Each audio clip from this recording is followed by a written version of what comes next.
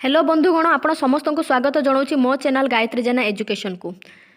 जदि आपण ये चैनल रे नुआ आछंती तो चैनल टी को सब्सक्राइब करि नियंतु, ता सहित बेल आइकन प्रेस कर दियंतु जहाँ फल समस्त गवर्नमेंट जॉब रो नोटिफिकेशन आपण को मिल पारिबो।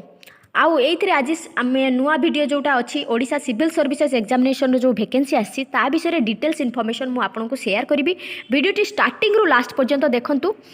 मु एइथरे डिस्कस करिवि कि केबेठु ऑनलाइन स्टार्ट होबो, यार कौन कौन पोस्ट रही, सैलरी केते मिलिबो, एजुकेशनल क्वालिफिकेशन कौन, तो आपन को कौन कौन डॉक्यूमेंट आवश्यक पड़िबो ऑनलाइन फॉर्म फिलअप कला बेले, आउ कौन होची हमर सिलेबस कौन रही ए विषय में समस्त इनफॉरमेशन आपन को प्रोवाइड करिवि। वीडियोटी स्टार्टिंग रु लास्ट पर्यंत देखंतु।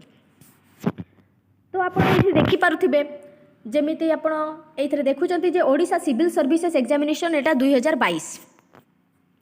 तो ये हूँ एडवर्टाइज नंबर 17। यार ऑनलाइन एग्जाम स्टार्ट हम ऑनलाइन फॉर्म फिलअप जो डेट अच्छी ऑनलाइन फॉर्म फिलअप डेट हूँ 17 जनवरी 2023 माने यहाँ जनवरी मास 17 तारिख रु आरंभ हो यार ऑनलाइन फॉर्म फिलअप। आ लास्ट डेट केते पर्यंत अच्छी ना 16/2/2023 पर्यंत अच्छी माने 16 फेब्रुआरी 2023 पर्यंत अच्छी। तापर आपण देखिबे एइथरे किछि किछि वैकेंसी जोटा रही आम जदि देखा यहाँ कौ पोस्ट आप जानते ओडिशा रे सबुठु बड़ वैकेंसी बा बहुत भल चाकरी जदि कहबाकू गले ओडिशा सिविल सर्विसेज।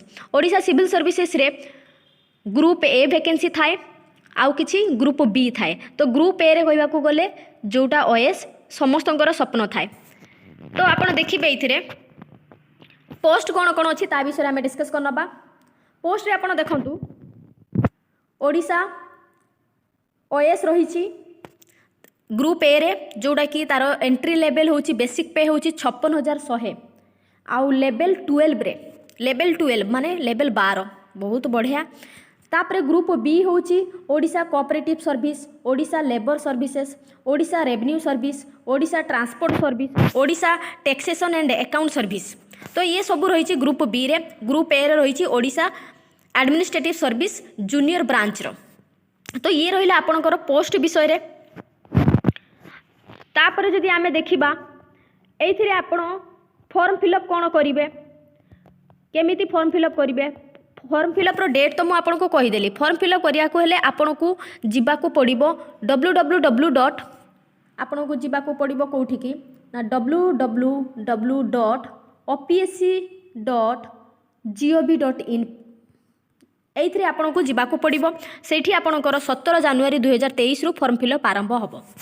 एबे देखिबा आमे पोस्ट जो पोजीशन वैकेंसीज रही केते कोन रही एटा बहुत इंपोर्टेंट समस्तकर आशा था जे केते वैकेंसी रही। तो आपण देखंतु एइथरे ओएस रे वैकेंसी रही कहबाकू गले 244 टा टोटल वैकेंसी माने बहुत अधिका पोस्ट रही। ओएस रे केवल 244 जोथरे 81 ओमेन रही। तापरे होची आपनकर यूआर माने जनरल कैटेगरी रे केते 143 रही ओएस, 47 टी ओमेन रे रही। एससीबीसी रे होची 35 टी 12 टा ओमेन रे रही। एससी रे रही 29 टी 10 टा ओमेन रे रही। एसटी रे रही 37 टी 12 टा ओमेन रे रही। तापरे पीडब्ल्यूडी रही, पीडब्ल्यूडी कैटेगरी रे होची 10 टा रही। तो 10 टा को से सब कैटेगरी अंडर रे ताकू क्लासिफाइड करा जायछि। तापरे स्पोर्ट्स पर्सन रे भी रही 2टा रही। पीडब्ल्यूडी रे सॉरी आपन को कहली केते 10 टा रही। ठीक अच्छे आपन को ठीक कहली मु 10 टा रही। तापरे होची ओसीएस रही, ओएलएस रही, ओआरएस रही, एमिति विभिन्न प्रकार पोस्ट आपन को देखिया को मिलिबो इथरे। तो टोटल कहबा को गले हमको जदी टोटल मु मेंशन करबी 683 टी पोस्ट रही। हमर जनरल माने टोटल होची टोटल हमर टोटल वैकेंसी 683 रहिला। टोटल वैकेंसी 683 टी वैकेंसी रही जो 387 होची जनरल कैटेगरी रे। एमिति सब क्लासिफाइड हेछि। आपण एथु जानि पारुथिबे मु आपन को एडवर्टाइजमेंट देखै भी दोची। एलिजिबिलिटी क्राइटेरिया एबे कोन अछि आपण तो जानिथिबे जदि आमे ओडिसा रे वैकेंसी पकौ बा इंडिया रे भी पकौछु आमे प्राय तो से गोटे जिंस मागी थाए सिटीजनशिप इंडिया रो हेतिबा दरकार मैक्सिमम एई जिंसटा मागुचे। तो आमर एठी जो ओडिशा ओपीएससी रे जो सिविल सर्विसेज पकेबा सिटीजन ऑफ इंडिया होइथिबा दरकार। एज लिमिट केते होइथिबा दरकार? एज लिमिट 21 रु 38 होइथिबा दरकार। मन रखंतु बंधुगण 21 रु 38 वर्ष भितर जदि आपणकर बयस अछि ताहले ये फॉर्म टी आपण पकई परिबे। जो मानकर डेट ऑफ बर्थ 2 जनवरी 1984 परे अछि आउ होची 1 जनवरी 2001 भितर रही से माने ये फॉर्म टी को पकई परिबे। आपण जदि बीटेक करिसंती तो ये फॉर्म टी को भी पकई परिबे। बीटेक ग्रेजुएशन रे काउंट होची। बीटेक आपण पकई पारिबे। ग्रेजुएशन जो मैंने करुँच से भी पकई पारिबे।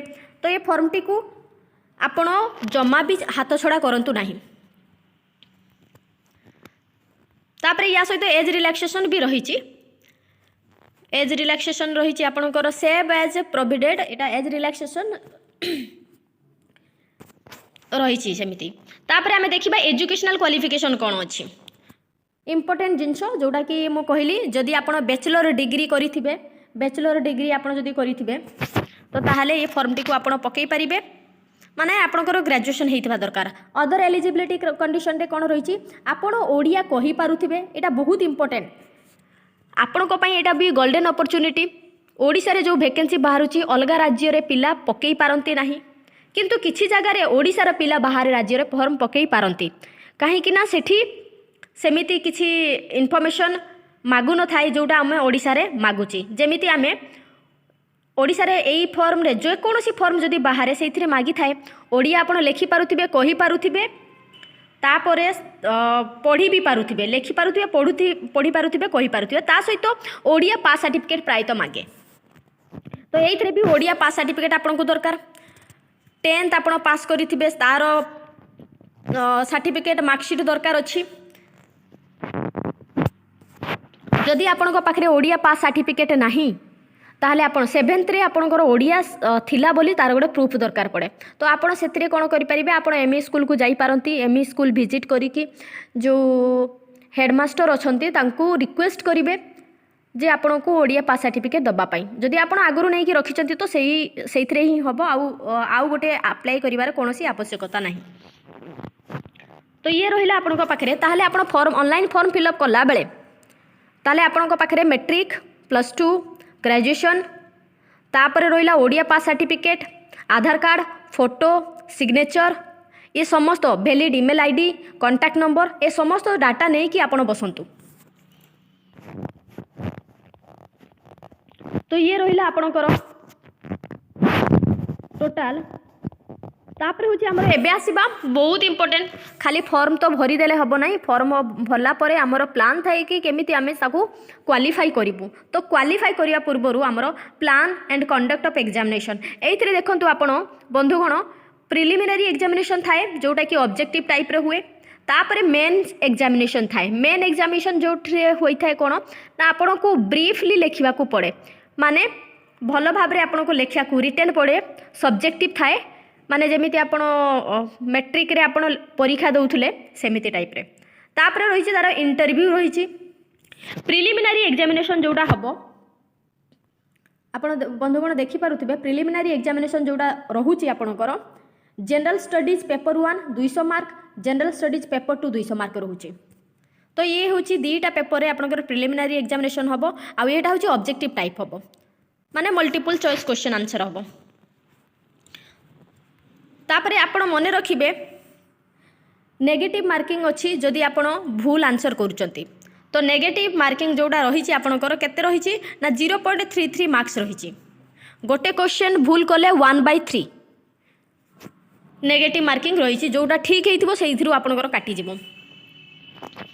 तो ये रहिला आपणकर प्रिलिमिनरी एग्जामिनेशन विषय रे। मेंस एग्जामिनेशन 2000 मार्क्स रो हुए। मेंस एग्जामिनेशन 2000 मार्क्स ता सहित 250 मार्क इंटरव्यू रही थाए। तो सेटा होची आपण एटा होची मेंस रो आपणकर 2000 मार्क्स आ इंटरव्यू 250। तापर आपणकर जोन को जगह रे आपणकर एग्जामिनेशन हबो। एग्जामिनेशन आपणकर को जगह रे बालेश्वर रे हबो बरहमपुर रे हबो भुवनेश्वर रे हबो कटक रे हबो एवं संबलपुर रे हबो। तो ये डिपेंड करूची केते कैंडिडेट अप्लाई करिसोंती ता ऊपर डिपेंड करूची केते जोन रे जीवो।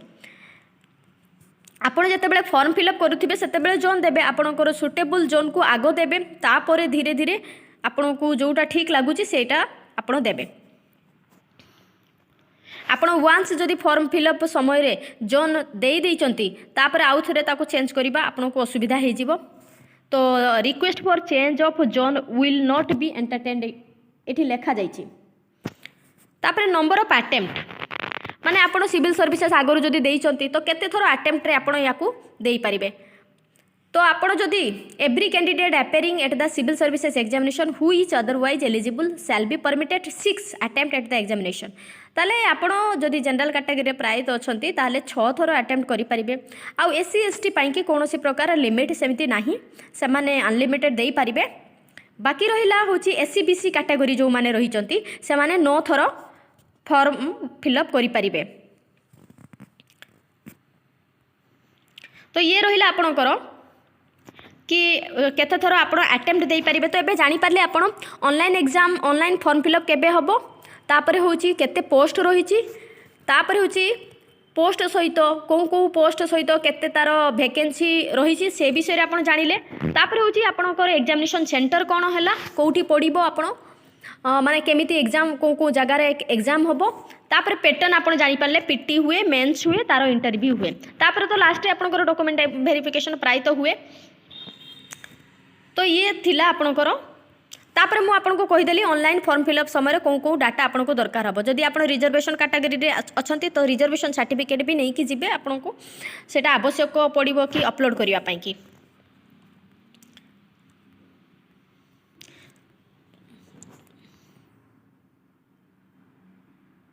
तो मु आशा करूची आपण ए फॉर्म टी विषय रे समस्त इन्फॉर्मेशन पाइले। जदि आपण ए वीडियोटी आपण को हेल्पफुल हैला तो आपण ए वीडियोटी को शेयर करंतु आपण को सांग मानक भितरे, जदि से माने हेल्प हे पारिबे तो बहुत खुशी कथा। आउ आपण सब्सक्राइब जदि करि नाहंती चैनल टी को सब्सक्राइब करि नियंतु। आ भलो लागिले वीडियोटी को शेयर मध्य करंतु, जोथरे मते टिके एनर्जी मिलिबो कि मु नेक्स्ट वीडियो आनिबी। Thank you.